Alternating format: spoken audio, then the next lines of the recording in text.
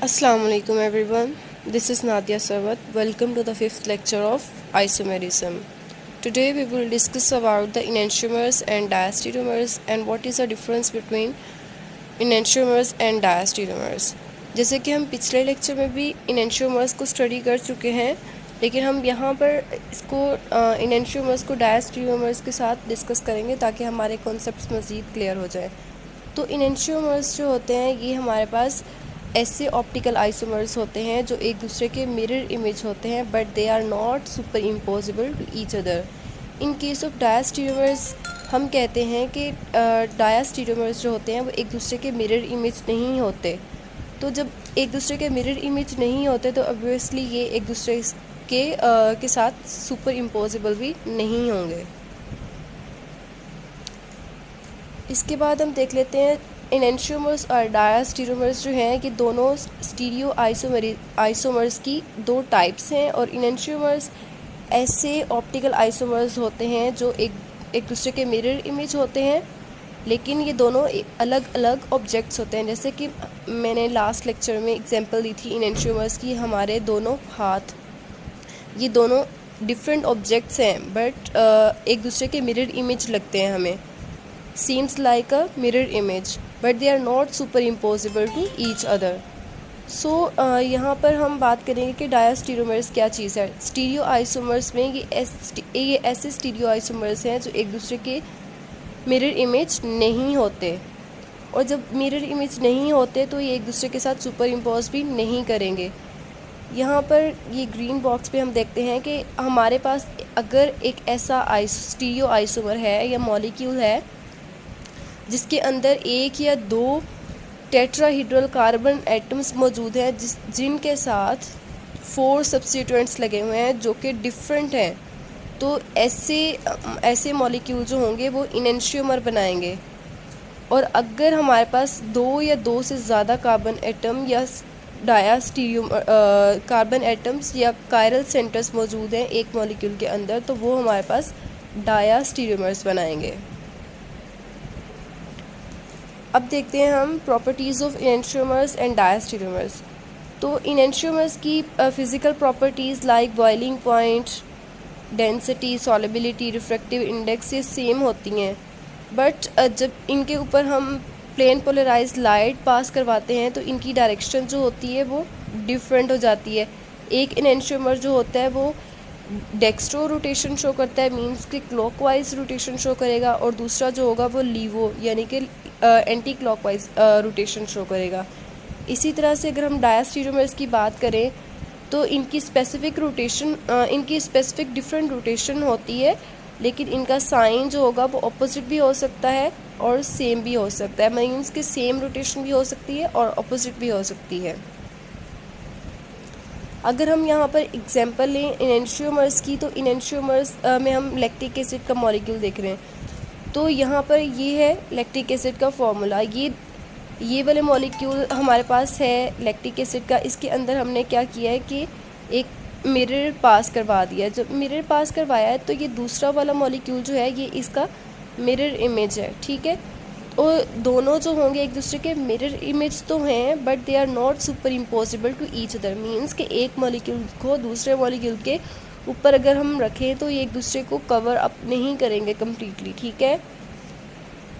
तो इस फर्स्ट वाले मॉलिक्यूल में यहाँ पर आप देखेंगे यहाँ पर CH3 और H जो था वो लेफ़्ट साइड पर था, बट यहाँ पर दूसरे मॉलिक्यूल के केस पे देखें तो उसकी डायरेक्शन चेंज हो गई। इसी तरह OH की भी डायरेक्शन चेंज हुई है। और अगर ऊपर वाले ग्रुप्स की हम बात करें, यहाँ पर OH जो था वो यहाँ पर था, और दूसरे मिरर इमेज में देखें तो इनकी डायरेक्शंस ऑपोजिट हो चुकी हैं दोनों ग्रुप्स की, ऑक्सीजन की और OH की। इसी तरह से हम लैक्टिक एसिड को इस तरह से भी शो कर सकते हैं। यहाँ पर देखें, यहाँ पर OH ग्रुप जो है इस तरफ लगा हुआ है, बट इन मिरर इमेज इसकी डायरेक्शन जो होगी वो ऑपोजिट हो जाएगी, ठीक है। तो ये एक दूसरे के enantiomers हैं, but these enantiomers are the mirror image of each other, but they are not superimposable to each other. और इसी तरह से हम यहाँ पर एग्जांपल देख लेते हैं दोबारा से लैक्टिक एसिड की।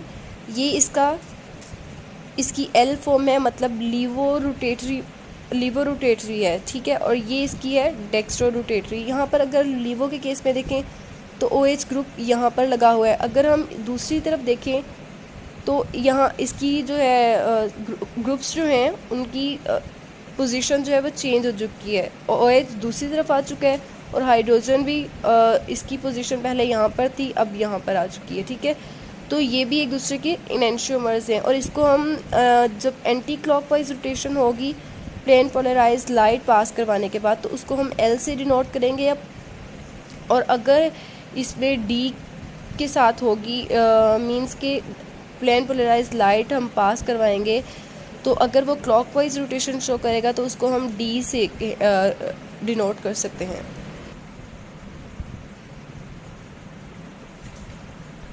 तो डायास्टीरियोमर्स ऐसे स्टीरियो आइसोमर्स होते हैं जो एक दूसरे के मिरर इमेज भी नहीं होते और एक दूसरे के साथ सुपर इम्पॉसिबल भी नहीं होते, ठीक है।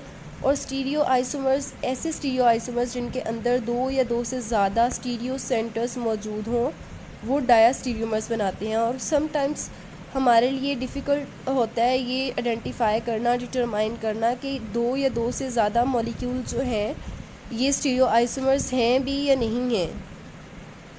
तो हमने क्या पढ़ा कि डायास्टीरियोमर्स ऐसे स्टीरियो आइसोमर्स हैं that are not the mirror image of one another and also they are not superimposable to each other। ऐसे स्टीरियो आइसोमर्स जिनके अंदर एक से ज़्यादा 2 या 2 से ज़्यादा स्टीरियो सेंटर्स मौजूद होंगे, उनको हम वो हमारे पास डायास्टीरियोमर्स बनाएंगे।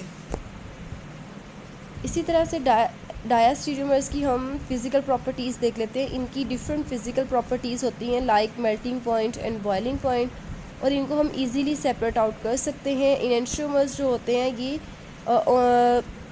जब दूसरे कायरल मॉलिक्यूल्स के साथ रिएक्ट करते हैं या प्लेन पोलराइज्ड लाइट के साथ रोटेट करते हैं तो ये डिफरेंटली रिएक्ट करते हैं, ठीक है। और इनेंशियोमर्स को सेपरेट आउट करना डिफ़िकल्ट होता है एज़ कम्पेयर टू डायास्टीरियोमर्स। तो यहाँ पर हम देख लेते हैं कि डायास्टीरियोमर्स और इनेंशियोमर्स एक दूसरे के साथ किस तरह से रिलेट करते हैं। अगर यहाँ पे हम देख रहे हैं D इरेथ्रोज और इस तरफ हमारे पास इसका मिरर इमेज मौजूद है L इरेथ्रोज, तो ये दोनों आपस में एक दूसरे के मिरर इमेजेस हैं। जब एक दूसरे के मिरर इमेजेस हैं but they are not superimposable to each other, तो हम इसको कहेंगे कि एक दूसरे के आइसोमर हैं। इसी तरह से यहाँ पर हम नीचे देख रहे हैं इस मॉलिक्यूल के अंदर कि ये D थ्रियोज है और ये L है, L आइसोमर है। तो ये एक दूसरे के मिरर इमेज हैं but they are not superimposable to each other, तो हम इसको कहेंगे कि ये भी एक दूसरे के इनेंशियोमर्स हैं। अब ये दोनों पेयर तो हो गए इनेंशियोमर्स के। इसके बाद हम देखेंगे कि ये वाले जो दोनों हैं ये आपस में एक दूसरे के डायास्टीरियोमर्स हैं। डायास्टीरियोमर्स किस तरह से हैं, क्योंकि इनका मॉलिक्यूलर फार्मूला सेम है बट इनके स्ट्रक्चर्स डिफरेंट हैं और एक दूसरे के ये मिरर इमेज भी नहीं है और एक दूसरे के साथ सुपर इम्पोजिबल भी नहीं है। तो इस तरह से ये एक दूसरे के डायास्टीरियोमर्स हो गए। सेम केस इन दोनों मॉलिक्यूल्स के केस में भी है कि इन दोनों का मॉलिक्यूलर फार्मूला सेम है but they are not mirror image of each other and are also not superimposable to each other, so they are named as a diastereomers। इसी तरह से हम देख लेते हैं 2,3 डाइब्रोमोब्यूटेन के केस में कि किस तरह से इनेंशियोमर्स भी हैं और एक दूसरे के डायस्टीरियोमर्स भी हैं। तो अगर हम 2,3 डाइब्रोमोब्यूटेन को देखें तो ये वाला मॉलिक्यूल है, तो इसका इनेंशियोमर ये वाला है, मींस कि हमने यहाँ पे एक प्लेन पास करवाया हुआ, ठीक है, मिरर प्लेन, तो इसका मिरर इमेज ये वाला हुआ। जब ये एक दूसरे के मिरर इमेज हैं लेकिन एक दूसरे के साथ सुपर इम्पोजिबल नहीं हो सकता। क्यों नहीं हो सकते? क्योंकि जब हमने मिरर पास करवाया तो ये दोनों ब्रोमीन की पोजीशन जो थी वो दूसरी तरफ चली गई है यहाँ पे। इसी तरह से हाइड्रोजन भी यहाँ से इस तरफ आ चुके हैं, इनकी डायरेक्शन भी चेंज हो गया। सो these two are enantiomers of each other because they are the mirror image of each other but they are not superimposable to each other। और इसके बाद हम बात करते हैं कि हमारे पास एक ये वाला इनेंशियोमर है और एक ये वाला इनेंशियोमर है। ये दोनों ये दोनों एक दूसरे के इनेंशियोमर्स हैं क्योंकि एक दूसरे के मिरर इमेज हैं, और मिरर इमेज हैं तो एक दूसरे के साथ सुपर इम्पोजिबल नहीं होंगे, तो इनको हम कहेंगे कि ये दोनों एक दूसरे के इनेंशियोमर हैं। और अगर हम इन दोनों मॉलिक्यूल्स की बात करें जहाँ पे ग्रीन एरोस लगाए हुए हैं, तो ये दोनों आपस में एक दूसरे के डायास्टीरियोमर्स हैं क्योंकि इनका मॉलिक्यूलर फार्मूला सेम है, but they are not the mirror image of each other and are also not superimposable to each other. Same case इन दोनों के केस में भी है। इसी तरह से ये दोनों भी आपस में एक दूसरे के डायास्टीरियोमर्स हैं, और इस तरह से ये दोनों भी आपस में एक दूसरे के डायास्टीरियोमर्स। देख लेते हैं इनेंशियोमर्स और डायास्टीरियोमर्स के एक दूसरे से डिफरेंट किस तरह से हैं। जैसे कि हमें मालूम है कि इनेंशियोमर्स जो होते हैं ऐसे स्टीरियो आइसोमर्स होते हैं जो एक दूसरे के मिरर इमेज होते हैं, but they are not superimposable to each other. तो उस फिनोमेना को हम कहेंगे कि ये हमारे पास इनेंशियोमेरिज्म है, ठीक है। इसी तरह से हमें पता है डायास्टीरियोमर्स जो होते हैं वो एक दूसरे के मिरर इमेज भी नहीं होते और एक दूसरे के साथ सुपर इम्पोजिबल भी नहीं होते, तो उसको हम कहेंगे कि ये हमारे पास डायास्टीरियोमर्स हैं। और इस फिनोमेना को जिसके अंदर ये बन रहे हैं उसको हम कह रहे हैं कि डायास्टीरियो आइसोमेरिज्म है। अगर हम बात करें इनेंशियोमर्स की, तो इनेंशियोमर्स में दो फॉर्म्स होती हैं, डी और एल, डेक्स्ट्रो रोटेटरी और लीवो रोटेटरी। इनकी फिजिकल प्रॉपर्टीज़ जो होती हैं आइडेंटिकल होती है। मेल्टिंग पॉइंट हो गया जैसे boiling point, refractive index, solubility, ये सब चीज़ें इसकी डिफरेंट सेम होती हैं, तो इसकी बेस पे ये एक दूसरे से हम इसको सेपरेट आउट नहीं कर सकते with the help of fractional distillation और क्रिस्टलाइजेशन। क्यों नहीं कर सकते? क्योंकि इनकी फ़िज़िकल प्रॉपर्टीज़ सेम है। जब तक इनकी फ़िज़िकल प्रॉपर्टीज़ सेम रहेंगी तब तक हम इनको इन मेथड्स के ज़रिए से सेपरेट नहीं कर पाएंगे। इसी तरह से डायास्टीरियोमर्स जो हैं इनकी फ़िज़िकल प्रॉपर्टीज़ जिनमें मेल्टिंग पॉइंट्स, बॉइलिंग पॉइंट और रिफ्रैक्टिव इंडेक्स, सॉलिबिलिटी वगैरह आता है, ये डिफरेंट होता है। तो उस बेस पे जब इनकी फ़िज़िकल प्रॉपर्टीज़ डिफरेंट है तो हम इनको फ्रैक्शनल डिस्टिलेशन और क्रिस्टलाइजेशन से सेपरेट कर सकते हैं। इनेंशियोमर्स के केस में हम देखते हैं कि इनके पास डी और एल फॉर्म होती है एक तो, और दूसरा ये कि इनके पास एक या एक से ज़्यादा एसिमेट्रिक कार्बन एटम्स मौजूद होते हैं। अगर हम डायास्टीरियोमर्स की बात करें तो इनके पास एक या एक से ज़्यादा कायरल कार्बन या एसिमेट्रिक कार्बन जो है वो मौजूद हो भी सकते हैं और नहीं भी हो सकते। फोर्थ पॉइंट हम देख लेते हैं इनेंशियोमर्स का कि ये ऑप्टिकली एक्टिव होते हैं क्योंकि इनके पास कायरल कार्बन मौजूद होता है।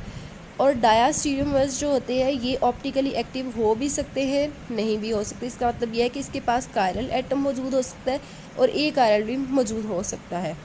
और अगर फिफ्थ पॉइंट की बात करें हम, तो फिफ्थ पॉइंट ये है कि इनेंशियोमर्स जो होते हैं इनकी आइडेंटिकल केमिकल प्रॉपर्टीज़ होती हैं। इन केस ऑफ डायास्टीरियोमर्स हम कहते हैं कि इनकी सिमिलर प्रॉपर्टीज़ तो हो सकती हैं chemical, but they are not identical. और अगर हम 6 पॉइंट की बात करें, इसमें कहते हैं कि स्टीरियो आइसोमर्स जो होते हैं इनेंशियोमर्स मीन ऑप्टिकल आइसोमर्स जिनको हम कहते हैं वो एक दूसरे के मिरर इमेजेस होते हैं।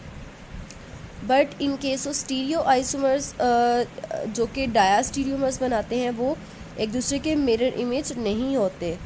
और इनेंशियोमर्स की जब हम एग्जांपल लेते हैं तो हम कॉमनली लैक्टिक एसिड को स्टडी करते हैं, और अगर हम डायास्टीरियोमर्स की एग्जांपल है तो इसमें हम टार्टेरिक एसिड को कॉमनली एज अ एग्जांपल इस्तेमाल करेंगे या फिर एक्सप्लेन करेंगे। तो ये था आज का हमारा लेक्चर। उम्मीद करती हूँ कि आप लोगों को समझ आ गई होगी। अगर कोई आपकी क्यूरी हो तो आप कमेंट बॉक्स पे कमेंट करके मुझसे पूछ सकते हैं। आने वाले लेक्चर में सबसे पहले मैं आपके क्वेश्चन का आंसर दूंगी, फिर हम आगे पढ़ेंगे। तब तक के लिए अल्लाह हाफिज़, बेस्ट ऑफ लक।